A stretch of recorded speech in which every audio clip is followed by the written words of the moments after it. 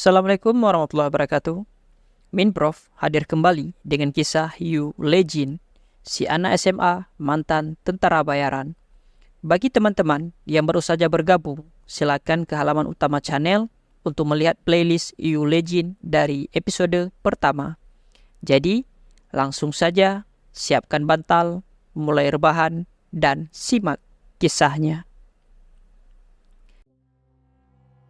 Hari ini, Lejin kembali menemui Presidir SW Group. Di sana, Presidir bertanya, apa Lejin sudah memikirkan tawarannya kemarin? Lejin dengan tegas menjawab, jawabannya masih sama, seperti sebelumnya. Presidir menghela nafasnya, padahal balasan darinya bisa menjadi bantuan besar secara finansial untuk keluarga Lejin. Seharusnya dia tidak menolak itu. Presidir lalu melanjutkan, dia dengar kakeknya yang tinggal lama bersamanya sudah cukup berumur. Lejin bersikeras menolak, karena kakeknya ingin bertanggung jawab membesarkannya dan adiknya dengan usahanya sendiri. Dia hanya ingin menuruti kemauan kakek. Presiden mengerti. Dia tersenyum dan berkata, Lejin memiliki kakek yang sangat baik.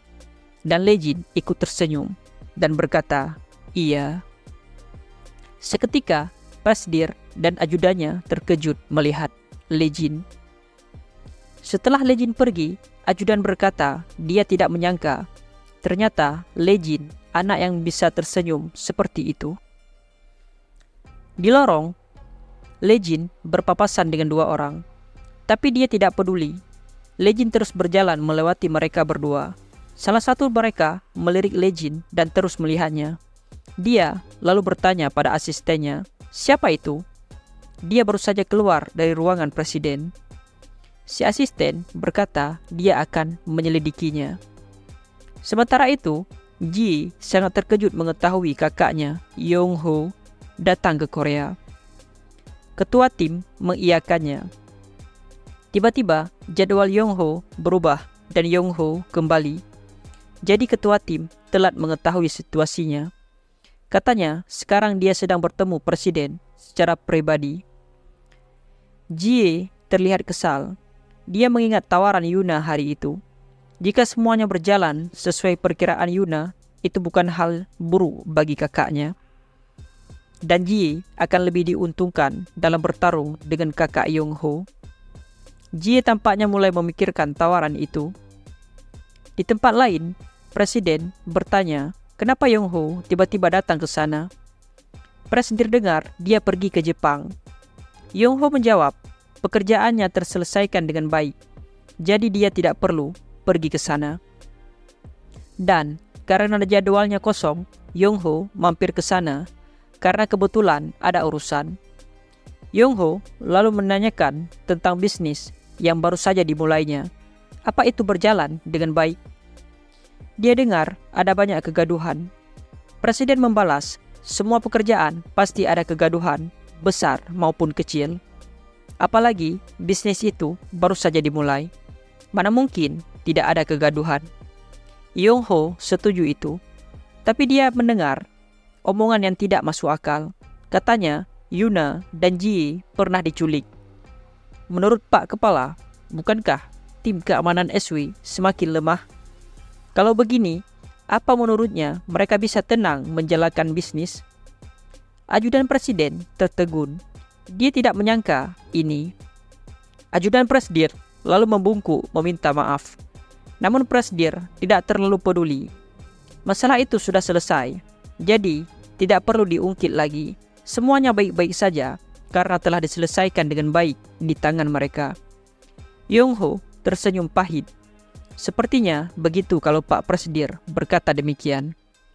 Kakek Yuna teringat perkataan Lejin. Alasannya menolak tawaran presiden karena kakek. Dia hanya ingin menuruti kemauan kakeknya. Setelah itu, Yong Ho pergi dari sana. Di luar, asistennya langsung melaporkan tentang anak tadi. Katanya, anak itu orang yang sedang menjalani internship atau magang sebagai pengawal akhir-akhir ini. Yong Ho heran, bagaimana bisa pengawal magang sepertinya bisa bertemu secara pribadi dengan presidir. Asisten memberitahu anak itu sekelas dengan Yuna dan Go Sek-ju. Sepertinya perusahaan menaruh perhatian padanya karena dia menyelamatkan Yuna ketika dia diculik. Yong-ho tak percaya ini.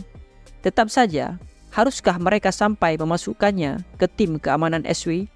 Dan juga, dia masih SMA kan? Si asisten berkata, sepertinya anak itu punya kemampuan. Dalam insiden belakangan ini, dia juga berjasa besar dalam menyelamatkan Ji. Ditambah lagi, kabarnya ketika Lowins dari Bailey Group mengunjungi Korea, anak itu memberikan bantuan untuk menangkap pembunuh yang menargetkan Lowins. Berkatnya, SW mendapat keuntungan besar dari transaksi dengan Bailey Group. Yong-ho masih jengkel, tapi sepertinya anak itu punya kemampuan. Tapi saat asistennya memberitahu kalau Yuna menyukai anak itu, Yong-ho menghentikan langkahnya. Dia seolah marah mendengar itu.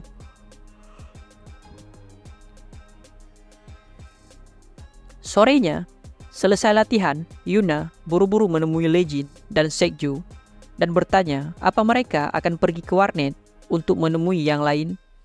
Seperti biasa, Lee-jin menjawab, iya. Yuna senang mendengarnya. Dia kemudian mengajak mereka pergi bersama. Dia akan menunggu. Tapi, tiba-tiba seseorang memanggilnya. Yuna menoleh dan tertegun saat melihat siapa itu. Dia terkejut melihat kakaknya. Yong-ho tersenyum dan menanyakan kabar adiknya. Yuna terlihat gugup menjawabnya.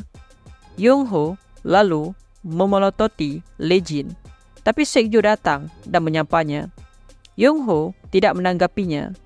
Dia lalu berkata, meski Sek-ju ada di dekat Yuna, tapi dia masih diculik. Sek-ju kaget, tapi Yong-ho belum selesai. Dia melanjutkan, Sek-ju ditempatkan di sisi Yuna karena katanya Sek-ju layak dipekerjakan walau usianya masih muda. Tapi dia malah melakukan kesalahan seperti itu. Apa menurutnya SW menyokongnya sejak kecil untuk melakukan kesalahan seperti itu? Sek-ju meminta maaf. Yuna merasa tidak enak. Dia heran kenapa kakaknya tiba-tiba seperti ini. Tapi Yong-ho mengatakan hal seperti ini terjadi karena Yuna memperlakukan orang lain terlalu baik. Kemudian ketua tim 3 datang dan menengahi, mengatakan itu bukan salah Sek-ju. Dia membungkuk meminta maaf. Sebagai ketua tim, itu adalah kesalahannya. Yong-ho masih marah. Yuna segera mengajak kakaknya pergi, karena sudah lama mereka tidak bertemu. Mereka harus makan bersama. Yong-ho akhirnya tersenyum dan mengikuti adiknya. Lee-jin bingung melihat itu. Sek-ju lalu menjelaskan, orang itu kakak sepupu Yuna, sekaligus kakak kandungnya Direktur Shin Ji. Dia memegang anak perusahaan SW dan tinggal di luar negeri karena kantor pusat anak perusahaan ada di luar negeri. Ekspresi Lee-jin berubah serius. Sek-ju melanjutkan, orang itu juga merupakan orang yang paling ditakuti oleh Yuna. Sementara itu, di sebuah restoran mewah, Yong-ho dan Yuna duduk bersama. Di sana, Yong-ho tersenyum. Namun sebaliknya, Yuna terlihat sedih. Yong-ho heran melihat adiknya. Dia bertanya, kenapa Yuna tidak makan? Yuna beralasan kalau perutnya tidak enak. Yong-ho menyuruhnya menemui dokter pribadi jika dia sakit sampai tidak bisa makan seperti ini. Dia harus merawat dirinya dengan baik. Yong-ho lalu membahas tentang Lowins yang datang beberapa hari lalu. Yuna mengiyakannya. Dia lalu berkata, bisnis tetaplah bisnis. Tapi menurutnya, tujuan Lowins datang sebenarnya adalah untuk melaksanakan pertunangan dengan Yuna. Mendengar itu, Yuna heran. Bagaimana kakaknya bisa tahu? Yong-ho tersenyum licik. Tentu saja dia tahu, karena dialah yang menyarankan Yuna. Yuna jadi bingung. Yong-ho melanjutkan, menurutnya pertunangan baik untuk mereka berdua. Jadinya dia menganjurkan pada Lowins. Yuna syok mengetahuinya. Ternyata itu anjuran dari kakaknya. Lebih lagi tanpa merundingkan apapun dengannya dulu. Yongho pikir semuanya akan berjalan dengan lancar, tapi dia tidak mengira Loins akan mengacaukan hal ini karena masalah wanita.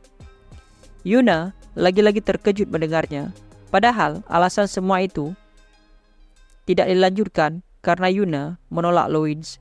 Sepertinya dia sengaja berkata seperti itu pada kakaknya. Yongho lalu berkata, karena semua sudah terlanjur seperti ini, bagaimana kalau Yuna sekolah di luar negeri? Jika dia tinggal di sana, Yongho akan mencarikan pria yang baik untuk adiknya. Dia sudah menyiapkan semuanya, jadi Yuna hanya perlu menyiapkan diri saja untuk bulan depan. Yuna terlihat kecewa. Lagi-lagi kakaknya melakukan hal seenaknya. Yuna menolak. Dia tidak akan sekolah di luar negeri. Dia ingin tinggal di Korea. Yongho membenarkan kacamatanya. Ini pertama kalinya Yuna menolak perkataannya. Melihat adiknya akhir-akhir ini berubah, apa gara-gara pengawal magang itu? Yuna spontan kaget. Yongho heran kenapa dia kaget. Umurnya saat ini di mana dia harus memiliki ketertarikan dalam hal itu. Yuna mencoba menyangkal, tapi Yongho menyela. Tapi hanya cukup sampai di situ. Tidak akan ada hal baik dari itu untuk masa depannya. Dan tentu saja tidak akan ada hal baik untuk laki-laki itu juga. Yuna seketika bergetar mendengar ancaman kakaknya. Tiba-tiba seseorang datang dan bertanya, apa Yongho lebih memperhatikan adik sepupu dibandingkan adik kandungnya? Jie datang dan meminta Yuna meninggalkan mereka berdua. Sudah lama mereka tidak memiliki waktu bersama sebagai saudara. Yuna segera setuju. Dia bergegas mengambil tas dan pergi dari sana. Namun Yongho terlihat kesal dengan Jie. Dia bertanya, apa yang Jie lakukan? Jie berkata dia datang ke sana karena ingin minum teh dengan kakaknya. Yongho menghela nafasnya. Sekarang bukan saatnya Jie untuk bersantai. Progres bisnis baru SW terlalu lambat kan? Jie memutuskan untuk bergabung dengan keluarga yang tidak sesuai dengan standar mereka. Tidakkah menurutnya harus ada hasil yang layak? Jie balik bertanya, apa bisnis memang terlaksana semudah itu? Ditambah itu industri militer. Itu kan berjalan step by step. Juga apa maksud kakaknya keluarga tunangan Jie tidak sesuai standar mereka? Mereka keluarga yang hebat. Setelah terus bertemu dengannya, ternyata tunangannya orang yang baik. Yongho tersenyum pahit. Walau Yuna berkata seperti itu, tidak mungkin dia benar-benar menyukai keluarga tunangannya. Dia memilihnya hanya untuk menyenangkan kakek. Di sisi lain, Yuna berjalan lesu. Tapi di pintu keluar, dia kaget melihat Sekju dan Lee Jin. Dia lalu bertanya, apa urusan mereka berdua di sana? Mereka tidak pulang? Sekju mengatakan jika mereka sedang bertugas. Di jalan, Lee Jin dan Sekju melihat Yuna yang masih sedih. Lee Jin kemudian mengingat cerita Sekju. Sejak Yuna kecil, Direktur Shin Yongho sangat menjaganya. Tapi seolah-olah rasanya bukan seperti seorang kakak yang menjaga adiknya. Tapi seperti Yongho mengontrol adiknya sesuka hati. Perlakuannya tidak terlalu parah sampai sebelum ayah Yuna meninggal. Tapi setelah itu dia mengontrol Yuna dengan tegas.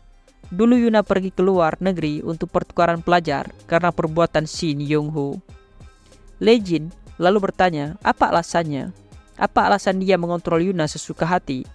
Sepertinya Sekju tahu karena dia dekat dengan Yuna. Sekju menjawab, menurut perkiraannya, Direktur Shin Yongho melakukan itu untuk mendapatkan saham Yuna di SW. Sejak Yuna kecil, dia ingin menarik Yuna ke pihaknya. Dan setelah kedua orang tua Yuna meninggal, dia mencoba mengontrol Yuna sesuka hati. Untuk memenangkan pertarungan melawan Shin, Ji, dan eksekutif lainnya. Lee Jin tersadar saat Yuna meminta maaf. Padahal mereka sudah berencana pergi ke warnet bersamanya. Tapi Yuna malah membuat janji lain seenaknya. Lee Jin tidak mempermasalahkan itu. Yuna lalu teringat, mereka berdua belum makan kan? Bagaimana jika mereka makan ramen cup dan kimbap segitiga di tos serba? Seijo heran, bukannya Yuna sudah makan bersama Pak Shin Yong-ho? Yuna tertawa, tadi perutnya tidak enak, jadi dia tidak bisa makan. Tapi sepertinya Seijo dan Lejin tahu Yuna berbohong. Mereka bertiga kemudian makan bersama di dekat sana. Terlihat Yuna sangat bahagia. Lejin seperti biasa hanya peduli dengan kimbapnya. Tanpa mereka sadari, seseorang mengawasi dari jauh. Asisten Yong-ho melaporkan pada bosnya, sekarang Yuna sedang bersama Go Seijo dan Lejin. Yong-ho menyuruh asistennya menyelidiki lingkungan itu dengan benar. Lalu dia menutup teleponnya. Seekor burung ingin kabur dari sangkar seenaknya. Sebagai pemilik burung, tentu saja Yong-ho tidak bisa diam saja. Besoknya, tim 3 dihadang oleh pengawal lain. Mereka berkata mulai saat ini mereka akan bertugas sebagai pengawal Shin Yuna. Ketua tim 3 bertanya, apa yang pengawal itu lakukan tiba-tiba begini? Tanpa melakukan prosedur apa-apa. Namun Yong-ho datang lalu bertanya, bukankah ketua tim 3 terlalu tidak tahu malu? Dia membiarkan Yuna diculik dan tanpa tahu malu terus melakukan pengawalan untuknya. Dengan hak apa dia bisa terus mengawal Yuna? Ketua tim 3 terdiam, tidak bisa membantah. Ketua tim 3 masih mempertanyakan keputusan Shin Yong-ho. Meski begitu, seharusnya dia mengikuti prosedur resmi. Belum sempat menyelesaikan perkataannya, Yong-ho menyela, mengatakan jika dia sudah bicara pada ketua sekretaris tadi pagi. Mengetahui itu, ketua tim 3 kaget. Yong-ho mengingatkan ketua tim 3, jangan sampai egois, dan lebih baik menyerahkan itu pada ahlinya. Orang-orangnya sudah terbukti kemampuannya. Mereka biasa bertugas mengawal tokoh penting dunia. Ketua membalas, mereka juga ahli. Tapi Yong-ho balik bertanya, apa membiarkan kliennya diculik itu disebut ahli? Dan itu membuat ketua tim 3 terdiam. Yuna menghentikan mereka. Dia menenangkan ketua tim dan menyuruh mereka kembali saja. Ketua tim tidak punya pilihan. Dia terpaksa menuruti perkataan Yuna. Asisten Yong-ho mempersilahkannya. Namun Yuna mengabaikannya. Di sekolah, terlihat 2 bangku di belakang kosong. Yongshan penasaran, apa hari ini Seijo dan Yuna tidak masuk sekolah? Lejin ikut melirik, tapi tiba-tiba ponselnya berdering. Seijo meneleponnya. Dia memberitahu Lejin, mulai hari ini tim 3 tidak bertugas mengawal Yuna lagi. Dia akan menceritakan detailnya nanti saat mereka bertemu. Setelah itu, Lejin menutup teleponnya dan menatap keluar. Di tempat latihan, salah satu pengawal tim 3 protes. Bukannya orang itu keterlaluan.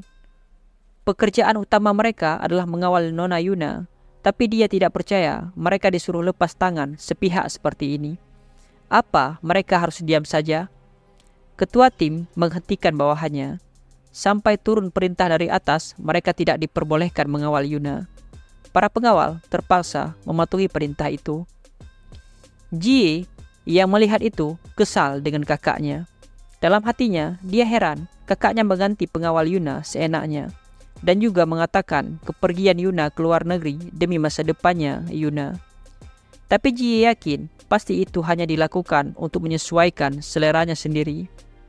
Ketua tim 2 juga protes. Masalah ini bukan hanya tim 3 saja, tapi ini masalah seluruh tim keamanan SW. Jie bertanya, apa yang dikatakan kepala tim keamanan? Namun, tidak ada feedback khusus tentang itu. Awalnya, ketua tim juga merasa aneh karena Direktur Shin Yong-ho tidak biasanya membawa banyak pengawal. Sepertinya, sudah sejak awal beliau merencanakan ini.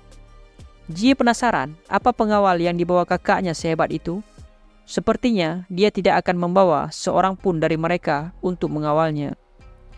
Ketua tim lalu menjelaskan, perusahaan itu, Iron, adalah PMC, Private Military Company Global. Kemampuan mereka sudah terbukti di panggung dunia. dan skala mereka sangat besar. Direktur Shin Yong-ho menandatangani kontrak lebih awal dengan Iron dan mempekerjakan pengawal dari sana. Jie kemudian bertanya, bagaimana jika mereka dibandingkan dengan tim keamanan SW? Ketua tim menjawab, PMC aktif dalam segala bidang, jadi tidak bisa dibandingkan dengan tim keamanan SW. Tapi bisa dibandingkan jika tentang tugas pengawalan dalam negeri. Sementara Iron lebih baik dalam pengawalan luar negeri karena karakteristik daerah itu penting dalam pengawalan.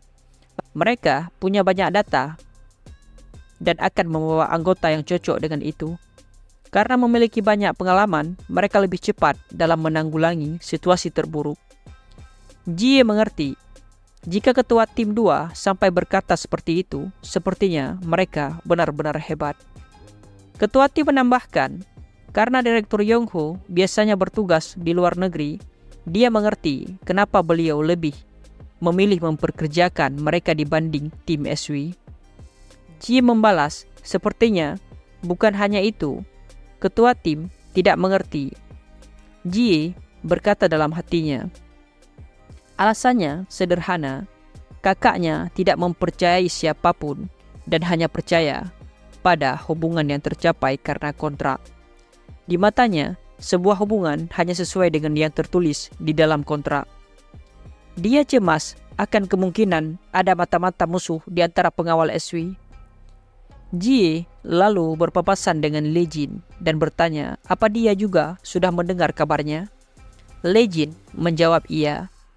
Jie tersenyum dan penasaran apa yang akan dilakukannya. Lee Jin berkata dia hanya akan melakukan hal yang harus dia lakukan. Jie merasa lega dan langsung pergi. Para pengawal yang melihat Lee Jin segera menceritakan kejadian tadi. Sementara itu, Yuna terduduk di kamarnya. Dia mengurung diri di sana. Si asisten melaporkan itu pada Yong-ho. Yuna membatalkan semua jadwal hari ini dan hanya mengurung diri di kamar. Tapi Yong-ho tidak peduli.